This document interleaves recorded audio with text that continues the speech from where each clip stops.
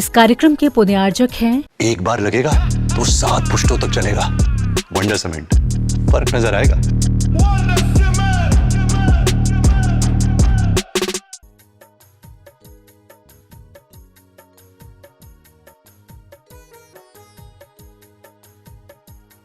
श्री विद्यासागर के चरणों में झुका रहा अपना माथा, जिनके जीवन की हर चर्या बन पड़ी स्वयं नवगाथा। जैनागम का वह सुधा कलश जो बिखराते हैं गली गली, जिनके दर्शन को पाकर के खिलती मुरझाई हृदय कली। निर्मल ओम रूम अष्टोत्तर शताचार्य श्री विद्यासागर जी मुनींद्राय आचार्य श्री समय सागर जी मुनींद्राय अत्र अवतर संभोषटावानम। ओम ह्रीम अष्टोत्तर शताचार्य श्री विद्यासागर जी मुनींद्राय अष्टोत्तर शताचार्य श्री समय सागर जी मुनींद्राय अत्र तिष्ठ तिष्ठ ठह ठह स्थापनम। ओम रूम अष्टोत्तर शताचार्य श्री विद्यासागर जी समय सागर जी मुनींद्राय अत्र मम सन्निहितो भव वषट सन्निधि करणम। सांसारिक विषयों में पढ़कर मैंने अपने को भरमाया, इस राग द्वेष की वैतरणी से अब तक पार नहीं पाया। तब विद्या सिंधु के जल से भवे कालुष धोने आया हूँ। आना जाना मिट जाए मेरा यह बंद काटने आया हूँ। ओम ह्रीम श्री 108 आचार्य श्री विद्यासागर जी मुनींद्राय आचार्य श्री समय सागर जी मुनींद्राय जन्म जरा मृत्यु विनाशनाय जलम निर्वामिति स्वाहा। क्रोध अनल में जल जल कर अपना सर्वस्व लुटाया है, निज शांत स्वरूप न जान सका जीवन भर इसे भुलाया है। चंदन सम शीतलता पाने अब शरण तुम्हारी आया हूँ। संसार ताप मिट जाए मेरा चंदन वंदन को लाया हूँ। ओम ह्रीम श्री 108 आचार्य विद्यासागर जी मुनींद्राय 108 आचार्य श्री समय सागर जी मुनींद्राय संसार ताप विनाशनाय चंदनम निर्वामिति स्वाहा। जिस देश में जिस वेश में जिस हाल में रहूं, गुरु नाम जपूं गुरु नाम जपूं गुरु नाम ही जपूं। जड़ को ना मैंने जड़ समझा, नहीं अक्षय निधि को पहचाना। अपने तो केवल सपने थे, ब्रह्म और जगत का भटकाना। चरणों में अर्पित अक्षत है, अक्षय पद मुझको मिल जावे, तब ज्ञान अरुण की किरणों से यह हृदय कमल भी खिल जावे। ओम रूम अष्टोत्तर शताचार्य श्री विद्यासागर जी समय सागर जी मुनींद्राय अक्षय पद प्राप्त है अक्षतान निर्वपामिति स्वाहा। इन विषय भोग की मदिरा पी मैं बना सदा से मत वाला। तृष्णा को तृप्त करे जितनी उतनी बढ़ती इच्छा ज्वाला। मैं काम भाव विद्वंश है तु मन सुमन जड़ाने आया हूँ। वह मदन विजेता बन न सके यह भाव हृदय में लाया हूँ। ओम रूम अष्टोत्तर शताचार्य श्री विद्यासागर जी समय सागर जी मुनींद्राय कामबाण विद्वंशनाय पुष्पम निर्वोपामिति स्वाहा। इस क्षुधा रोग की व्यथा कथा भव भव में कहता आया हूँ। अति भक्ष अभक्ष भखे फिर भी मन तृप्त नहीं कर पाया हूँ। मैं वैद्य समर्पित करके मैं तृष्णा की भूख मिटाऊंगा। जब और अधिक ना भटक सकूं यह अंतर बोध जलाऊंगा। ओम ब्रह्मष्टोत्तर शताचार्य श्री विद्यासागर जी मुनिंद्राय समय सागर जी मुनिंद्राय क्षुधा रोग विनाशनाय नैवेद्यम निरूपामति स्वाहा। मोहांधकार से व्याकुल हो निज को नहीं मैंने पहचाना। मैं राग द्वेष में लिप्त रहा इस हाथ रहा बस पछताना। यह दीप समर्पित है मुनिवर मेरा दम दूर भगा देना। तुम ज्ञान दीप की बाती से मम अंतर दीप जला देना। ओम रूम अष्टोत्तर शताचार्य श्री विद्यासागर जी समय सागर जी मुनिंद्राय मोहांधकार विनाशनाय दीपम निरूपामति स्वाहा। इन अशुभ कर्म ने घेरा है मैंने अब तक यह माना था। बस पाप कर्म तज पुण्य कर्म को चाह रहा अपनाना था। अशुभ कर्म सबरी बुदल है मैं इन्हें जलाने आया हूँ। इसलिए तब चरणों में धूप चढ़ाने आया हूँ। ओम रूम अष्टोत्तर शताचार्य श्री विद्यासागर जी समय सागर जी मुनिंद्राय अष्टकर्म दहनाय धूपम निर्वपामति स्वाहा। भोगों को इतना भोगा कि खुद को ही भोग बना डाला। साधे और साधक का अंतर मैंने आज मिटा डाला। मैं चिदानंद में लीन रहूं पूजा का यह फल पाना है। पाना था जिसके द्वारा वह मिल बैठा मुझे ठिकाना है। ओम रूम अष्टोत्तर शताचार्य श्री विद्यासागर जी समय सागर जी मुनिंद्राय मोक्ष फल प्राप्त है फलम निर्वपामति स्वाहा। जग के वैभव को पाकर मैं निश दिन कैसा अलमस्त रहा। चारों गतियों की ठोकर को खाने में ही अभयस्त रहा। कर्नाटक के सद लगा स्वतंत्र ज्ञाता दृष्टा मेरा पर से क्या नाता है। कैसे अनर्ग पद पा जाऊं यह अर्ण भावना भाता है। ओम रूम अष्टोत्तर शताचार्य श्री विद्यासागर जी मुनिंद्राय अनर्ग पद प्राप्त है अर्घ्यम निर्वपामति स्वाहा। देखिएगा विशेष अर्घ जयमाला का है।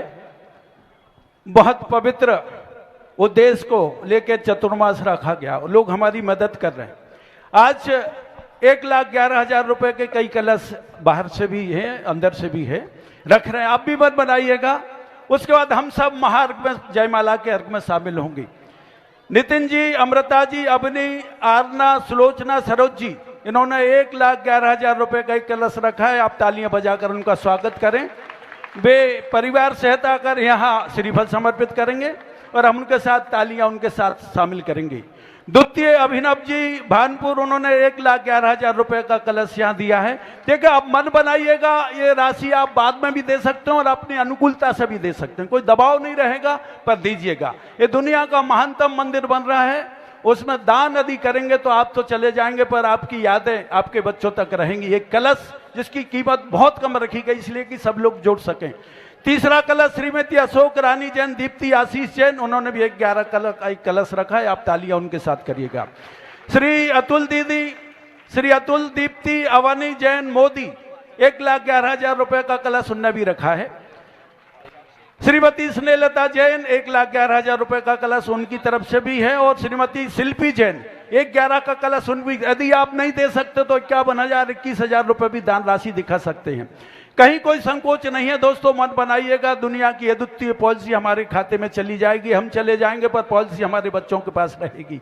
जिंदगी के साथ भी, जिंदगी के बाद भी ये पॉलिसी आपके साथ जाएगी। 5-2-51, 5-55 ऐसे ऐसे रिटायरमेंट वाले लोग बैठे जिन्हें 1.5 लाख रुपए की पेंशन मिल रही है। चाहे तो 1 महीने की पेंशन में एक कलश रख सकते हैं। उनका मन बने, उनके सम्मान में आप तालियां बजाइएगा। और अब महार्घ की तैयारियां, अब सब लोग अपने स्थान पर बैठ जाए। दोपहर में कितनों को पता है कि विशेष सभा है? पीछे कितनों को पता है? यह सूचना आपको देनी है। रविवार उत्सव है, उजालों के बड़े दिन। आचार्य भगवत दुनिया में उजालों के सबसे बड़े सौदागर हैं, और उनके उजाले यदि हम तक पहुंच गए तो हमारी जिंदगी अंधेरों में कभी नहीं लौटेगी। इसलिए मैं चाहूंगा कि आप सब, और एक और बहुत विशेष बात मैं आपको सूचना दूंगा, 2 सत्र हर दिन लगते हैं क्लास के। दुनिया के महानतम प्रोफेसर हमें पढ़ाते हैं। आचार्य भगवान समय सागर जी की क्लास में बैठने का सौभाग्य अर्जित करना साधारण लोगों को बस नहीं है। मैं आपसे पुनः विनती करूंगा, इसमें मेरा कोई स्वार्थ नहीं। 8 से 9 और 3:15 से 4:15 का समय जिंदगी का निकालिएगा। ये जीवन के स्वर्णिम दिन है जो हमारी जिंदगी को स्वर्ण से भर सकते हैं। तालियां बजाकर उन लोगों का स्वागत करें जो समय निकाल के पहुंचते हैं। और अब जयमाला के लिए मैं दोनों गायक बंधुओं से आग्रह करूंगा, आपकी तालियों के बीच आप भी संगीतकार बन जाइएगा, गायक बनिएगा, गाइए। मन लेके आया गुरुवर तुम्हारी शरण में, शरण में मन लेके आया गुरुवर तुम्हारी शरण में। बड़ा सुख पाया, बड़ा सुख पाया गुरुवर तुम्हारी शरण में। मन लेके आया गुरुवर तुम्हारी शरण में। हे गुरुवर तेरे गुण गाने अर्पित हैं जीवन के क्षण क्षण। हर क्षण के सुमन समर्पित हैं, हर शाये जगती के कण कण। कर नाटक के सद लगा ग्राम में, मुनिवर तुमने जन्म लिया। मल्लप्पा पूज पिता श्री को अरु समय मते कृत्य कृत्य किया। बचपन के इस विद्याधर में विद्या के सागर उमड़ पड़े। मुनिराज देश भूषण जी से व्रत ब्रह्मचर्य ले निकल पड़े। आचार्य ज्ञान सागर ने सन 68 में मुनि पद दे डाला। अजमेर नगर में हुआ उदित मानो रवि तम हरने वाला। परिवार आपका सबका सब, जिन पथ पर चलने वाला है वह भेद ज्ञान की छेनी से गिर कर्म काटने वाला है। तुम स्वयं तीर्थ से पावन हो, तुम अपने में समय सार। तुम साधवाद के प्रस्तोता, वाणी वीणा के मधुर तार। तुम कुंद कुंद के कुंदन से कुंदन सा जग को कर देने तुम निकल पड़े। बस इसीलिए अटके भटकों को पथ देने। वह मंद मधुर मुस्कान सदा चेहरे पर बिखरी रहती है। वाणी कल्याणी है, अनुपम करुणा के झरने झरते हैं। तुम में कैसा सम्मोहन है, या है कोई जादू टोना जो दर्श तुम्हारे कर जाता नहीं चाहे कभी विलग होना। इस अल्प उम्र में भी तुमने साहित्य सृजन अति कर डाला। जैन गीत गागर में तुमने मानो सागर भर डाला है। शब्द नहीं गुण गुण गाने को गाना भी मेरा अनजाना, स्वर ताल छंद में आप भी सब क्या खड़े हो जाइए अपने जानू, स्थान पे, खड़े हो जाइए। केवल सब खड़े हो भक्ति जाइए। में यहाँ रम भी सब खड़े हो जाना। भावों की निर्मल सरिता में अवगाहन करने आया हूँ, मेरा सारा दुख दर्द हरो यह अर्घ बैठने लाया हूँ। हे तपोमूर्ति है आराधक है योगीश्वर है महासंत है, करुण कामना देख सके युग युग तक आगामी वसंत। ओम रूम अष्टोत्तर शताचार्य श्री विद्यासागर जी आचार्य श्री समय सागर जी मुनीन्द्राय अनर्घ पद प्राप्त है। जय माला पूर्णार्घ्यम निर्वोपामति। ओम नमः सिद्धेभ्यः। नमः श्री वर्धमानाय निर्धूत कलिलात्मने सालोकानां त्रिलोकानां यद विद्या दर्पणायते। अहिंसा परमो धर्म की, महावीर भगवान की। प्रातः स्मरणीय परम पूज्याचार्य गुरुवर श्री विद्यासागर जी मुनि महाराज की जय।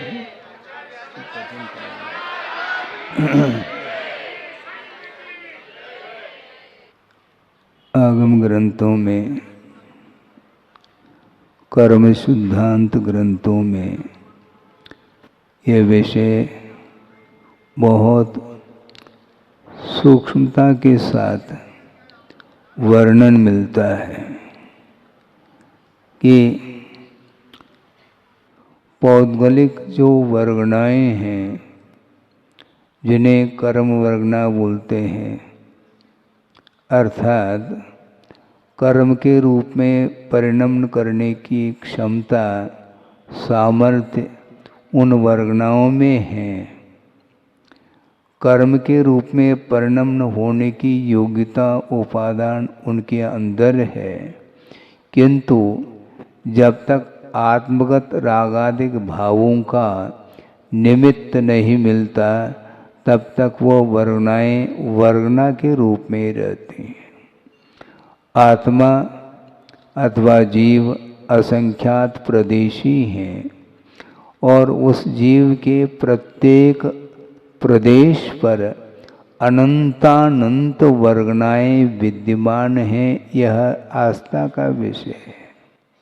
वह वर्गनाएं देखने में नहीं आती और वह वर्गनाएं कहीं बाहर से नहीं आती, किंतु प्रत्येक आत्म प्रदेश पर अनंतानंत वो वर्गनाएं हैं जो कर्म के रूप में परिणमन करने की योग्यता को लिए हुए हैं।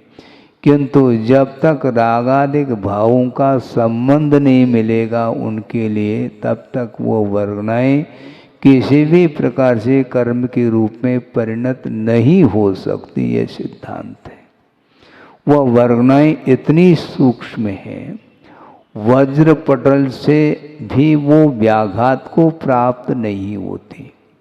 इसके उपरांत भी वो वर्गनाएं परमाणु नहीं, स्कंद के रूप में है। तो परमाणु कितना सूक्ष्म होगा। प्रत्येक वर्गनाएं, कर्म वर्गनाएं जो कर्म के रूप में परिणत होती हैं, वे अनंत प्रदेशात्मक होती हैं, फिर भी आंखों के द्वारा दिखाई नहीं पड़ती। बहुत अच्छा प्रसंग गुरुदेव ने दिया था। वो गुरुदेव किसी भी वस्तु को देखते हैं तो देखने के दृष्टि से नहीं देखते, उस वस्तु के विषय में उनका चिंतन दौड़ता है। वर्तमान में शायद वह विषय देखने को किसी को भी नहीं मिल सकता मेरे ख्याल से, क्योंकि आधुनिकता है।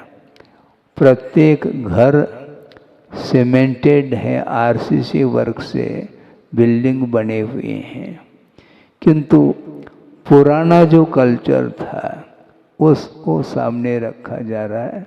जो गुरुदेव ने रखा था कि मकान जो होते थे पहले के, वे मिट्टी के कच्चे मकान जिसको बोलते हैं, अथवा पत्थर से दीवार उठाते हैं और छत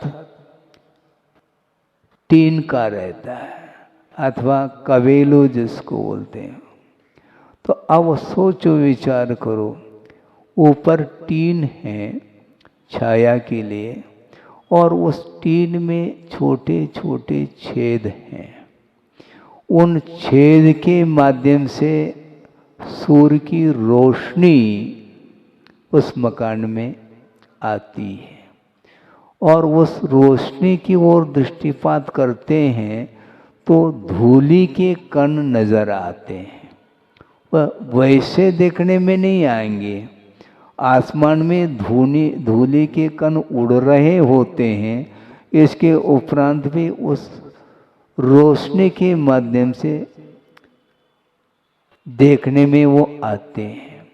कितने सूक्ष्म है वो, उससे भी सूक्ष्म वर्गणाएं होती हैं जो आत्म प्रदेश पर विद्यमान हैं और रागादिक भावों के माध्यम से उनका परिणमन आत्मा के साथ संबंध को प्राप्त हो जाता है। सोचो विचार करो,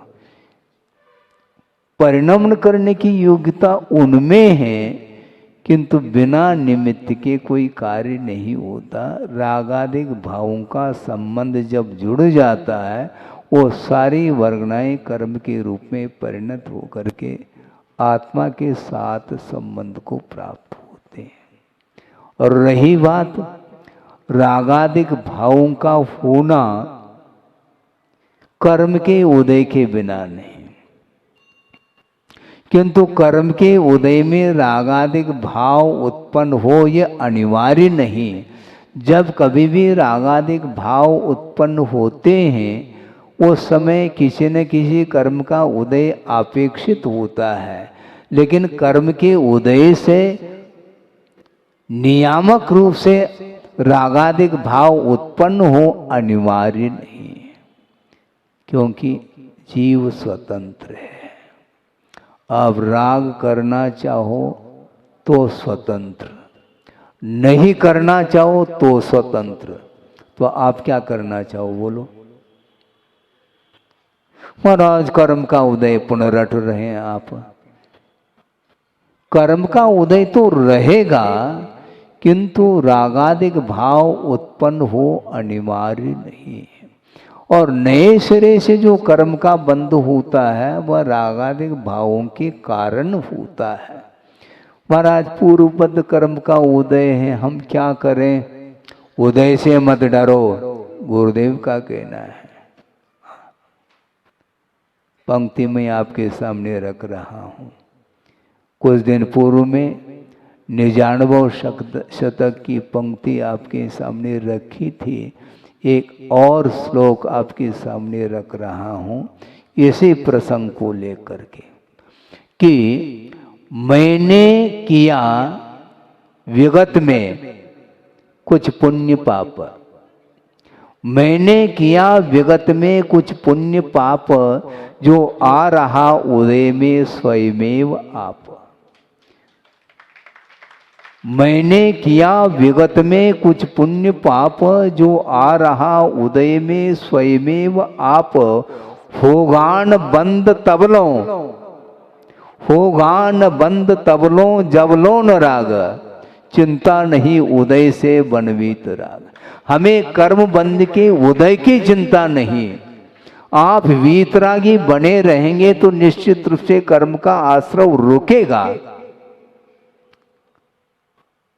कर्म का बंध तब होता है जब रागादिक भाव उत्पन्न होते हैं। इसलिए कुंद कुंद स्वामी भी यही कहना चाह रहे हैं समय सार में, रतो बंधदिकम्मम, राग ही बंध के लिए कारण है। और राग करना नहीं करना ये आपकी अधीन है, इसमें पराधीनता नहीं है। मुझे करना पड़ रहा है। कौन कह रहा है आपको? आपको कौन बाध्य कर रहा है? कोई भी कर नहीं सकता। बिना राग के किसी भी वस्तु को उठाने का परिणाम हो ही नहीं सकता। ये क्लियर है।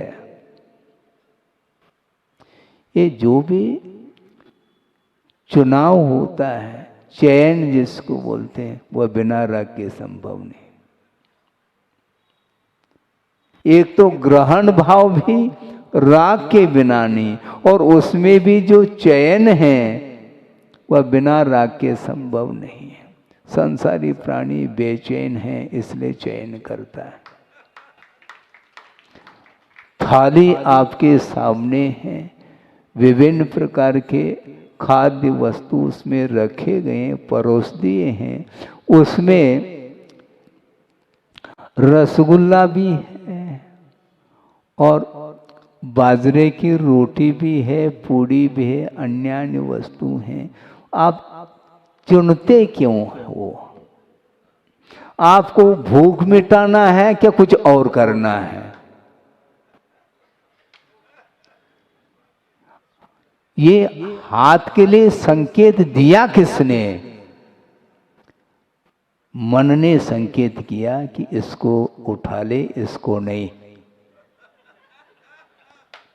बिना संकेत के कोई भी चेष्टाएं नहीं हो सकती, ये सिद्धांत है।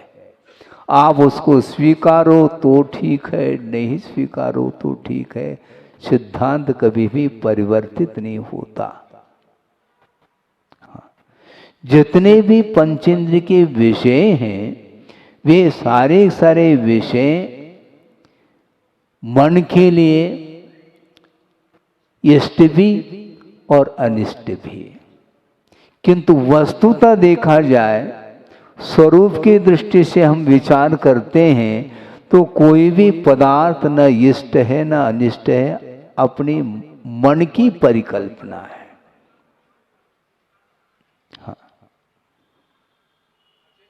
हाँ, बिल्कुल। हाँ हाँ, सही है। कह तो रहे ना, ये जो है आप अपने मन को पूछो, मुझे बताओ नहीं। मैं बताने के लिए नहीं कह रहा हूं, आप अपने मन को पूछो कि इच्छा किसकी हो रही है, मन किसको चाह रहा है। ये आपका विषय है, क्योंकि आपके मन के अंदर जो विचार उत्पन्न हो रहे हैं, वहां तक मेरी गति नहीं। आप मौन बैठे हैं किंतु विचार उत्पन्न हो रहे हैं। मेरे लिए सब परोक्ष है। आप प्रत्यक्ष ज्ञाता दृष्टा है अपने परिणामों की अपेक्षा से। आप सोचिएगा, बहुत कठिन है। सत्य को प्रकट करना बहुत कठिन है। आपके अंदर जो भी विचार उत्पन्न होते हैं, क्या यथाजात हो करके गुरु के सामने कह सकते हैं आप? नहीं कह पाएंगे आप, क्योंकि पाप छिपा हुआ रहता है। पाप को कोई भी उजागर नहीं करना चाहता है, किंतु कितने भी छिपाओ, किंतु भगवान से छिपा नहीं सकोगे, ध्यान रखो। भगवान त्रिकालदर्शी हैं। प्रत्येक जीव के अंदर जो भाव उत्पन्न हो रहे हैं या होंगे, वो भी ज्ञान के विषय बन चुके हैं। उनको छुपा नहीं पाओगे आप। हाँ, आप बिल्कुल एयर कंडीशन में बिल्कुल रहो, बाहर की रोशनी तक नहीं आ पा रही, बिल्कुल ठीक है, लेकिन आपके भाव उनके ज्ञान के विषय बन रहे हैं, बन चुके हैं। तो ग्रहण का भाव, उसमें भी जो चुनाव जो है, ये चयन क्यों है? इष्टानिष्ट की परिकल्पना संसारी प्राणी प्रतिपल करता ही रहता है। राग से कभी भी तृप्ति नहीं होती। सब सुन रहे हैं, प्रतिदिन किसी न किसी प्रसंग को लेकर के विषय रखा जाता है, इसके बाद भी प्रवचन समाप्त होने के उपरांत क्या राग के लिए विराम लग सकता है? बोलो, नहीं लग सकता। कोई बाधा नहीं, लेकिन परसेंटेज में कम करने का संकल्प ले सकते हैं। पूर्ण रूप से राग का अभाव यदि मान लो करने की आपके अंदर क्षमता नहीं है, तो कम से कम अनुपात से कम करने का पुरुषार्थ करिएगा। उसके बिना हम संसार से ऊपर 1 इंच भी ऊपर नहीं उठ पाएंगे, ये तय है। कषायों के भेद किए हैं, क्रोध, मान, माया, लोभ, और उसके भी वैरायटी है। अनंतानुबंधी क्रोध, मान, माया, लोभ अलग है, अप्रत्याख्यानावरणी अलग है, प्रत्याख्यानावरणी और संज्वलन अलग है। सोचो, अनंतानुबंधी का अर्थ क्या है? अनंत संसार के लिए कारणभूत मिथ्यात्व है, क्योंकि पूजपा स्वामी ने बिल्कुल स्पष्ट शब्दों में कहा है सर्वार सिद्धि में, मिथ्यात्व किसको बोलते? मिथ्यात्वम अनंतम, अनंत संसार कारणत्वात्, अनंत संसार का कारण होने के कारण मिथ्यात्व को अनंत कहा, और उसको बांधने वाली जो प्रकृति है वह अनंतानुबंधी क्रोध, मान, माया, लोभ है। मिथ्यात्व प्रकृति अपने आप बंधती नहीं, उसको बांधने वाली प्रकृति अनंतानुबंधी है, जिसको बोलते हैं अनंत आशा। सोचो, कम से कम अनंत आशा से तो ऊपर उठना चाहिए। और जो सम्यक दृष्टि है, जिसके अंदर अनंतानुबंधी का क्षय, क्षोभशम अथवा उपशम हो जाता है, तो चतुर्थ गुणस्थानवर्ती वह सम्यक दृष्टि माना जाता है। आप सभी सम्यक दृष्टि में मुक्त कंठ से कह सकता हूं, इसलिए कह सकता हूं, चरणानियोग की पद्धति से सम्यक दृष्टि की पहचान होती है, किंतु कर्णानियोग की दृष्टि से कौन सम्यक दृष्टि, कौन मिथ्या दृष्टि, इसका अनुमान नहीं लगाया जा सकता, क्योंकि वह सूक्ष्म विषय है। कर्मों का क्षय, क्षोभशम, उपशम हुआ क्या नहीं हुआ, ये दिव्य ज्ञान का विषय है। छद्मस्त अवस्था में परोक्ष ज्ञान के माध्यम से कहा नहीं जा सकता, किंतु जो व्यक्ति ग्रहित मिथ्यात्व से बचा हुआ है वह सम्यक दृष्टि है। क्योंकि सच्चे देव गुरु शास्त्र के प्रति जिसका श्रद्धान, गाढ़ श्रद्धान बन चुका है, वह कभी भी सरागी देवी देवताओं की उपासना नहीं करता। इस अपेक्षा से सभा में जितने भी व्यक्ति बैठे हैं वह सारे सम्यक दृष्टि है, लेकिन सभा के बाहर जो है उनको मिथ्या दृष्टि नहीं कह रहा हूं, ये ध्यान रखो। हाँ, बहुत जल्दी आप शब्द पकड़ लेते हो। हाँ, मैं अलर्ट हूँ। यहाँ पर उपस्थिति की अपेक्षा से कहा जा रहा है, इसलिए सब सम्यक दृष्टि से स्पष्ट है। अनंत आशा को आप लोगों ने रोका है और रोकना चाहिए। राग समाप्त नहीं हो सकता, यह अलग है, किंतु पुरुषार्थ करना चाहो तो उसमें भी आप उत्तीर्ण हो सकते हैं। लेकिन संस्कार है अनादिकालीन, एक साथ उससे ऊपर नहीं भी उठता हो, किंतु उसको कम करने का पुरुषार्थ करना चाहिए। बड़ा विचित्र सिद्धांत है, किंतु वह यथार्थ है। वह ये है, आत्मानुशासनकार गुणभद्र स्वामी हुए हैं। उन्होंने आत्मानुशासन में एक प्रसंग दिया है आशा को लेकर के। आशा गर्तः प्रतिप्राणी यस्मिन् विश्व मनूपमम कहा। मतलब क्या हुआ महाराज? आशा रूपी गर्त अर्थात खाई। कितने जीव हैं? अनंतानंत जीव हैं, और प्रत्येक जीव के भीतर आशा रूपी जो खाई, इतनी विशाल खाई है जिसके अंदर तीन लोक की संपदा, तीन लोक के पदार्थ भी उसमें हम डाल दें तो वह सारे सारे पदार्थ परमाणु के समान प्रतीति में आते हैं। इतनी विशाल खाई है। कौन सी? आशा रूपी खाई। अणु के समान कितनी वो खाई बड़ी होगी, और प्रत्येक जीव के अंदर आशा रूपी खाई विद्यमान है। तो ऐसी स्थिति में किसको कितना हिस्से में आएगा, विचार करो आप। आशागर्त प्रति प्राणी यस्मिन् विश्व मनुपमम कस्य किम कियत आयाति वृथा वो विशेषता। तुम्हारी ये विषयों की जो इच्छा है, आशा है, व्यर्थ है ये, क्योंकि इस प्रकार की आशा करने से उसकी पूर्ति संभव ही नहीं है। इसलिए सम्यक दृष्टि अपनी आशा को समेट लेता है। अनंत आशा को एक तक ला करके जिसने रख लिया, बहुत बड़ा काम कर लिया। क्योंकि अनंतानबंदी जो अनंत की आशा का वह प्रतीक है, उसको जिसने समाप्त कर लिया, वह सागर समाप्त हो गया, चुल्लू भर पानी बचा है, ये ध्यान रखो। लेकिन ये ध्यान रखना बहुत रिस्क है, क्योंकि क्षायिक सम्यक दर्शन नहीं होने के कारण जो प्राप्त किया हुआ सम्यक दर्शन भी किसी भी निमित्त को लेकर के वह समाप्त हो सकता है।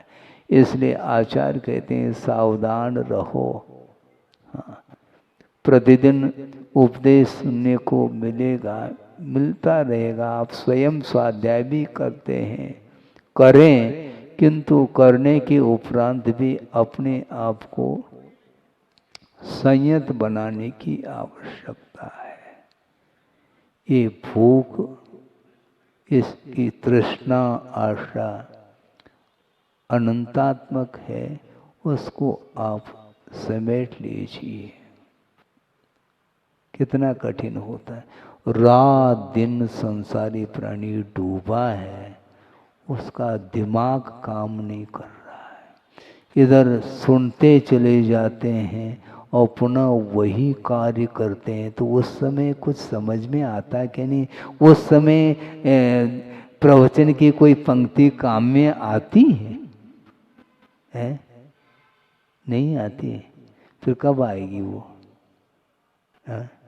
जिनवानी है, प्रभु हैं, जिन बिंब दर्शन करते हैं और उनके चरणों में जाते ही परिणामों में उज्ज्वलता आती है, किंतु क्षण भर में वो उज्ज्वलता क्यों समाप्त होती है? तो आचार्य कहते हैं कारण सदृशम कार्यम। क्योंकि बाहर के परिसर में जो निमित्त, आप जिस निमित्तों के बीच में जाते हैं तो उसका प्रभाव पड़ता है। उन निमित्तों से बचने का पुरुषार्थ करिएगा। अनंत काल से यही करता आया है, अभी भी इच्छा की पूर्ति नहीं हो पा रही है। तो वह आशा को समाप्त करने के लिए अपने को निरंतर वही करना पड़ेगा। एक ऐसा काल है, पंचम काल है, कि वह अवसर्पिणी है। हीमान परिणामों में उत्थान नहीं होता, परिणाम वृद्धिंगत नहीं होते, उसमें हीमानता आती है। वर्धमान होना चाहिए। वर्धमान स्वामी की उपासना करो तो परिणाम आपके उज्ज्वल निरंतर होते रहेंगे। कहायत हो जाएगा। केवल मैं कहने के लिए बैठा हूँ, करने के लिए नहीं, करना आपको ही है। आपके अंदर जो भाव उत्पन्न हो रहे हैं उसका ज्ञाता मैं नहीं हूँ। इसलिए आपको समझना है, यथाजात होना खेल नहीं है बंधु। सभा में मान लो छोटा सा बालक है, वो कहता है जैसे भाव है वैसे ही बोलता है, माँ मुझे भूख लग रही है। हाँ बेटा समझाती हूँ। लेकिन मान लो कोई बड़ा व्यक्ति उसको भूख लगी है तो वो नहीं कहता मुख से मुझे भूख लगी है, किसी भी निमित्त को लेकर के सभा में से उठ करके चला जाएगा और खा पी करके पुनः आ जाएगा। क्यों ऐसा क्यों? क्योंकि सभ्यता। एक और बात आ गई, लोग क्या कहेंगे, को का कहे। ये एक ब्रह्मचारी थे, नाम से कोई प्रयोजन नहीं, बहुत वृद्ध थे, उनका अवसान हो गया, कुंडलपुर में रहते थे। और गुरुदेव के सामने उन्होंने एक प्रसंग के अनुरूप कहा था कि महाराज आगम में तो 25 कषायों का वर्णन आता है, किंतु ये 26वीं कषाय है, को का कहे।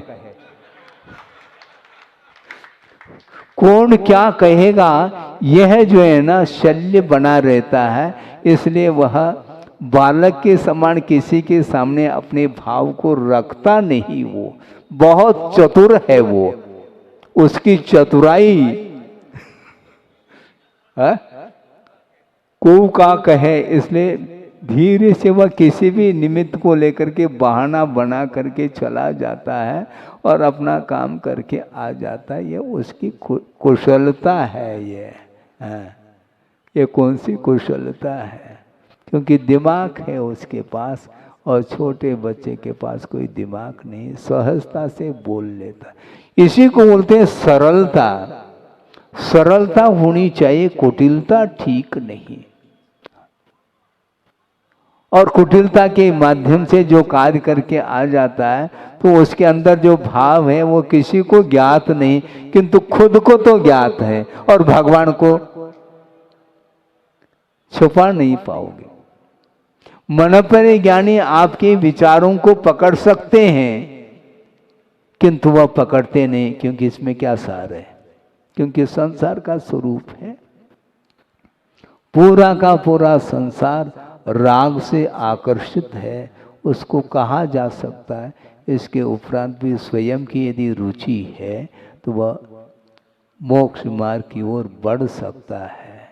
अपने भावों को उज्जवल बनाए बिना कर्म बंध से हम बच नहीं पाएंगे। इसलिए मूल में मैं ये कह रहा था, वो सारी सारी सूक्ष्म वर्गनाएं जो कर्म के रूप में परिणत होती हैं, उसमें जब तक रागादिक भावों का निमित्त उन्हें नहीं मिलेगा तब तक वो वर्गनाएं कभी भी कर्म के रूप में परिणत होकर के आत्मा के साथ उनका संबंध नहीं हो सकता।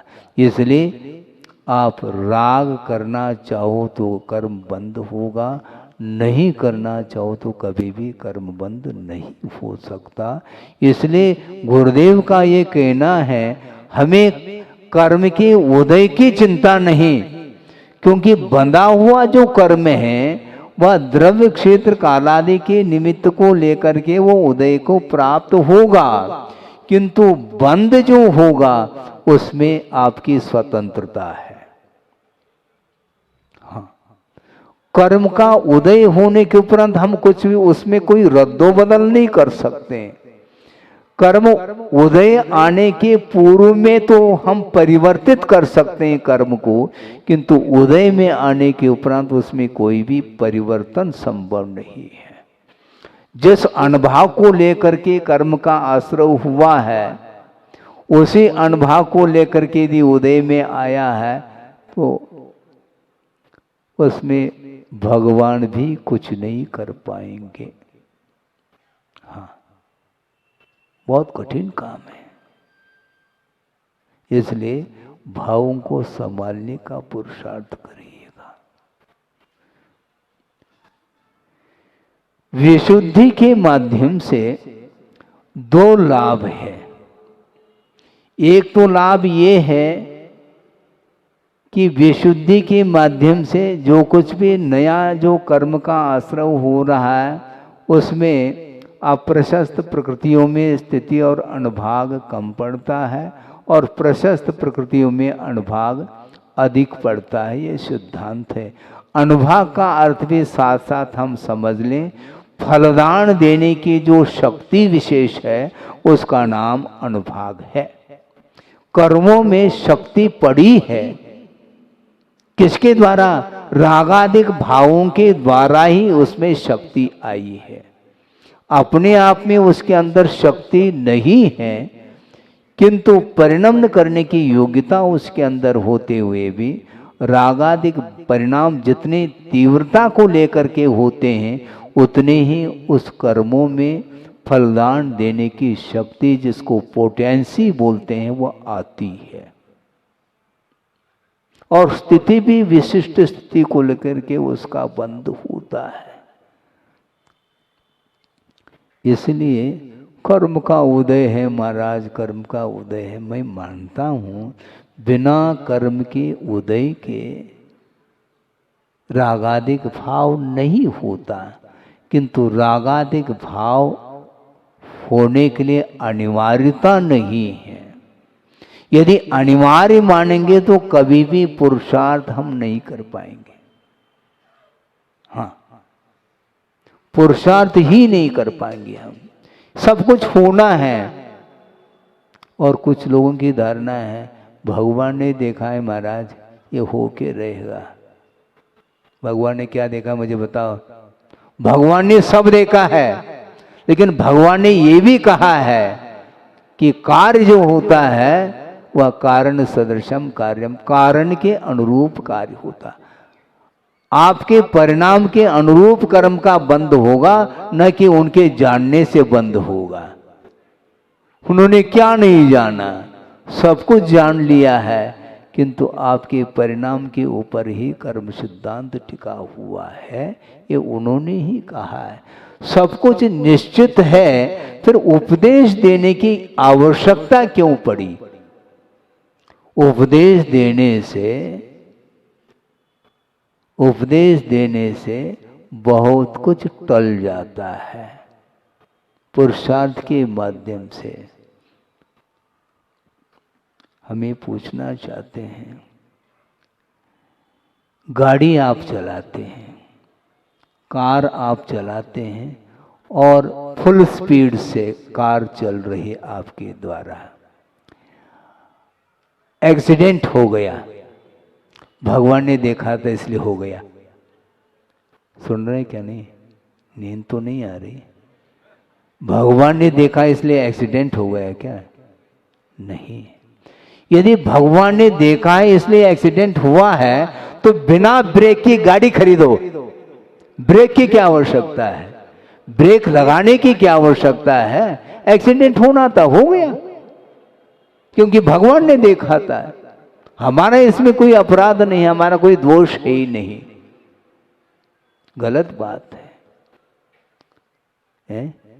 ये न्याय नहीं है, अन्याय माना जाएगा। किसी ने चोरी कर ली और पुलिस ने पकड़ ली इसको, और क्या बोल रहा है वो? कर्म के उदय में चोरी हुई है।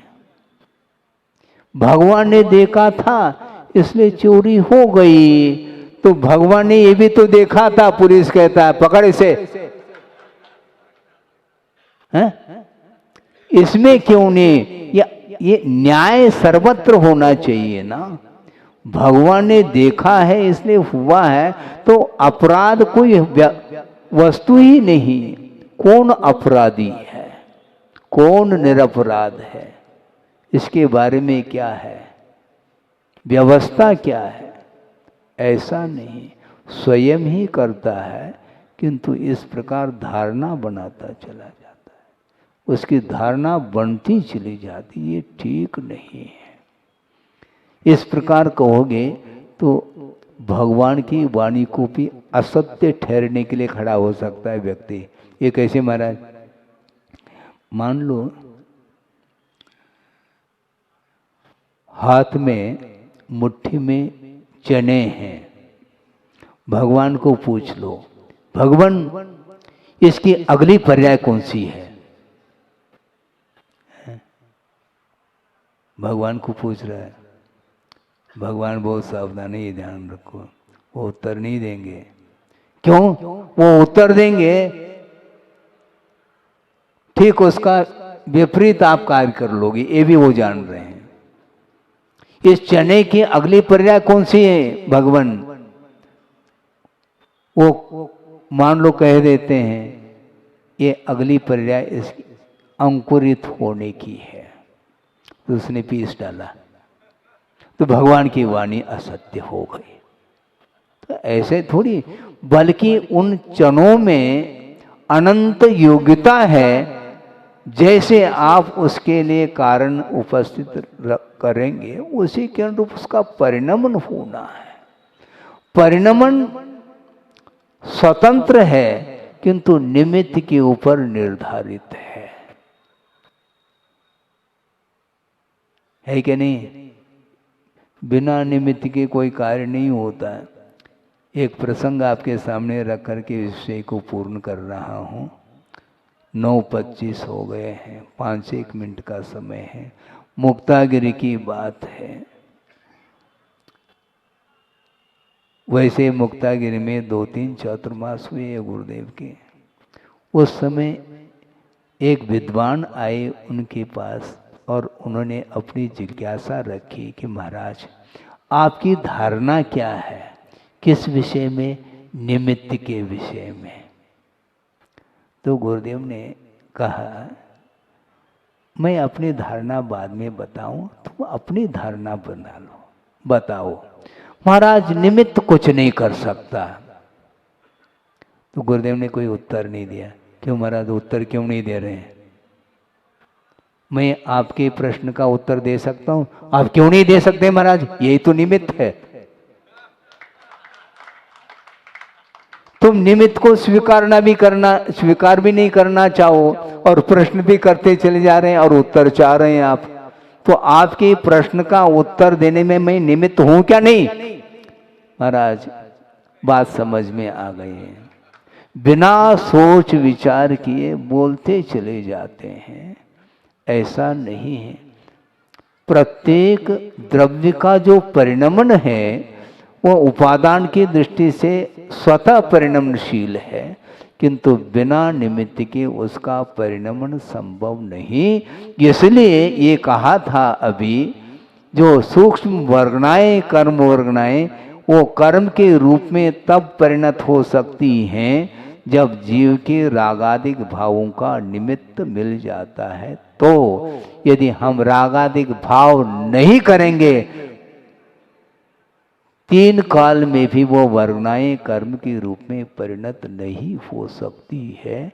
इसलिए पुरुषार्थ करिएगा, अपने परिणाम जो मलिन होते चले जा रहे हैं, जो कालुष परिणामों को धोने का पुरुषार्थ करेंगे, तो निश्चित रूप से नए सिरे से जो कर्म का बंध या आता उसमें कमी आ सकती है। कषाय बहुत भयानक रूप ले लेता है, तीव्रता जिसको बोलते हैं। प्रथमान युग पढ़ा आपने? जिनने पढ़ा, जिन्हें ज्ञात है उनके लिए नहीं, जिनको ज्ञात नहीं उनके सामने विषय रख रहा हूं। श्रेणी का उदाहरण इसमें कि क्रूरता दूर हो गई और परिक्रमा दे करके बैठ गए। किसके चरणों में? यशोधर मुनि महाराज के चरणों में। इसके उपरांत भी अभी भी संतोष नहीं और एक सर्प को मार करके यशोधर मुनि महाराज के गले में डाल देता है और जा करके बोल दिया अपने रानी को, चलना रानी। तो वो सुन करके बहुत विह्वल हो गई, वो दौड़ती दौड़ती आ गई। वो श्रेणी कह रहा है वहां पर नहीं मिलेंगे वो बाबा, भाग गए होंगे, वो नहीं भाग सकते, वह श्रमण है, वह श्रमण ने श्रमण शिरोमणि है, वो भाग नहीं सकते। जाकर के देखा तो भयानक उपसर्ग हुआ है, गले में सर्प डाल दिया गया है और चींटियाँ लगी हुई हैं। और इसके उपरांत भी आंख खोल करके देखा नहीं किसने उपसर्ग किया। और दोनों आ गए, श्रेणिक भी और रानी चेलना भी दोनों आए हैं, खड़े हुए हैं। और चेलना ने बड़े दया के साथ, करुणा के साथ, आस्था के साथ, समर्पण भाव के साथ उस उपसर्ग को दूर किया अपनी कुशलता से। और उपसर्ग दूर करने के उपरांत जब ध्यान से निवृत्त होते हैं यशोधर मुनि महाराज, तो दोनों ने नमोस्तु कहा तो धर्म वृद्धिर अस्तु, दोनों के लिए आशीर्वाद दिया। ऐसा नहीं चेलना रानी के लिए 2 हाथ से दिया हो और श्रेणी के लिए मुख मोड़ लिया हो, ऐसा नहीं।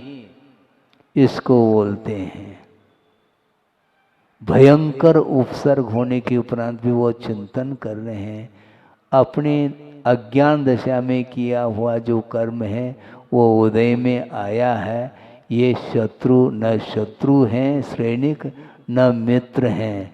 यदि कोई शत्रु हैं तो अपने पापमय परिणाम हैं, यदि मित्र है तो वह वीतराग धर्म है। इस प्रकार वो उनका चिंतन चल रहा है। शुद्धोपयोगी तो यशोधर मुनि महाराज और शुभोपयोगिनी रानी चेलना और अशुभोपयोगी श्रेणिक ठहरा। सोचो, शुद्धोपयोग, शुभोपयोग और अशुभोपयोग की चर्चा समयसार ग्रंथ में सुनने को आपको मिलेगी चर्चा। ये संक्षेप में आपके सामने विषय रखा है। सोचो, विचार करो। हमेशा सम्यक दृष्टि, वृत्ति, श्रावक अथवा श्रवण कभी भी दूसरे को शत्रु के रूप में स्वीकार नहीं करते, किंतु किया हुआ अपना अज्ञान दशा में किया हुआ कर्म का उदय है, उसका परिपाक है। इस प्रकार समझ करके वह विपाक विजय धर्म ध्यान में लीन होते हैं। किंतु अज्ञान दशा में संसारी प्राणी कृत्य करता है और उस कृत्य का फल भोगने के लिए वह अधोगति का पात्र बनता है। तीव्र संक्लेश परिणाम के द्वारा 33 सागर की आयु का बंद किया था श्रेणिक ने। फिर बाद में पश्चाताप आ गया। ये शब्द भी बता रहा है आपको, पश्चाताप। पहले संताप नहीं होता, करने के बाद पश्चाताप होता है। हाथ जोड़ता है, भगवान हमने बहुत बड़ा अनर्थ किया, नहीं किया होता तो अच्छा था, लेकिन करने में आ गया, अब क्या करूं। पश्चाताप रूपी अग्नि में झुलस रहा है, किंतु परिणाम हमेशा एक से नहीं होते और उसके परिणाम अब परिवर्तित हुए हैं। और इतना परिणामों में परिवर्तन आया है, वह मिथ्यात्व के साथ नरकायु का बंद किया था और अब सम्यक दर्शन प्राप्त कर लिया। और सम्यक दर्शन के साथ साथ वो सम्यक दर्शन को क्षायिक भी बना लिया तीर्थंकर के पाद मूल में। और तीर्थंकर प्रकृति का बंद भी किया उसने, ये ध्यान रखो। महाराज ये क्या हो रहा है? वो कुछ नहीं रहा, परिणाम के द्वारा ऐसा ही होता है। 33 सागर की आयु को जिसने बांधा था, बाद में सम्यक दर्शन के फल स्वरूप और उसको क्षय के रूप में परिवर्तित करने के फल स्वरूप वह 33 सागर की आयु अपकर्षण हो जाता है। वह घटती घटती घटती आयु कहाँ तक रह जाती है? अज्ञान के कारण होता है, और उत्थान जो होता है वह सम्यक ज्ञान के कारण हो सकता है, होता है। इसलिए शास्त्र स्वाध्याय करने से, उपदेश आदि सुनने से हमें वस्तु तत्व का स्वरूप ज्ञात होता है। उसके माध्यम से अपने आप के जीवन को उन्नति की ओर ले जाने के लिए अवसर प्राप्त हो सकता है। हो इस पवित्र भावना के साथ अहिंसा परमो धर्म की। इस कार्यक्रम के पुण्यार्जक थे घर की लंबी इनिंग चाहिए, वंडर सीमेंट लगाइए। वंडर सीमेंट, फर्क नजर आएगा।